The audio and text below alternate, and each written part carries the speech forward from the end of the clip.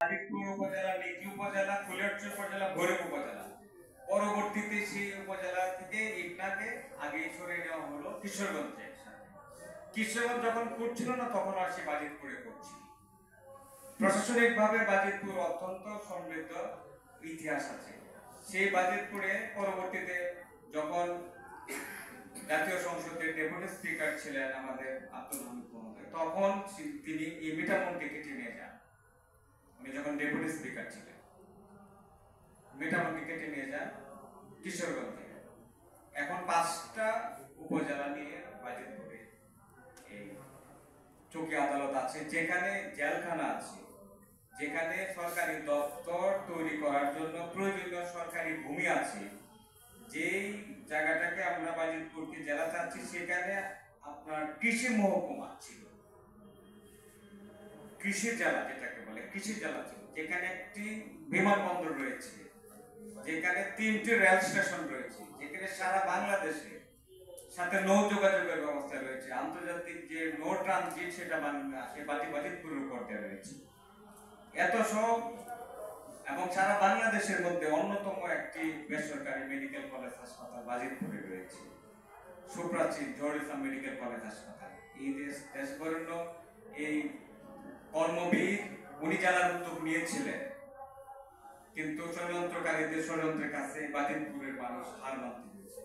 কাজেই তারা যোগ্য ব্যক্তিরা আছেন, আজকে যে ডক্টর রাসবিহারী ঘোষ, আজকে আমাদের মাঝে অধ্যাপক তোফাজ্জল হোসেন বাদল, আজকে বাজিতপুরের যে প্রাণপুরুষ জননেতা কাইয়ুম খান হেলাল সহ সম্মানিত উপস্থিতি যারা আছেন, যারা যে প্রান্তে থাকেন, যেখানেই থাকেন, সবাই সম্মিলিতভাবে কাজ করলে ইনশাআল্লাহ আমরা সফল হবেই হব। এখন আপনাদের আমাদের সংসদীয় আসনও নিকলি বাজিতপুর।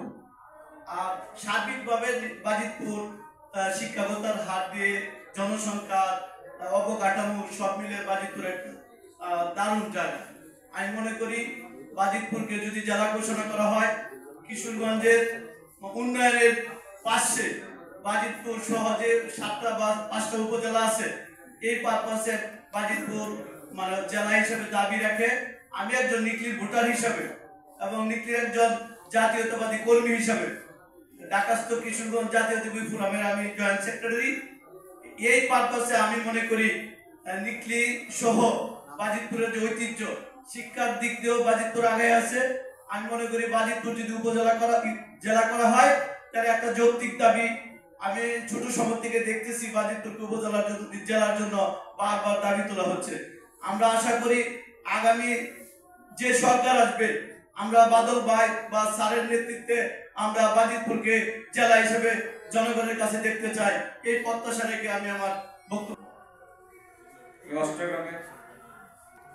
অষ্টগ্রামের হাওরে আমাদের ধানের জমি, হুমায়ুনপুর অষ্টগ্রাম এবং আরো দূরবর্তীতে বাজিতপুরের মানুষের জমি এবং মানুষের সম্পর্ক। সেই অষ্টগ্রাম এলাকার কৃতি সন্তান কাস্তুল ইউনিয়ন পরিষদের সাবেক চেয়ারম্যান, এখন আপনাদের সামনে বক্তব্য রাখবেন ভাই, শ্রদ্ধাভাজন সভাপতি,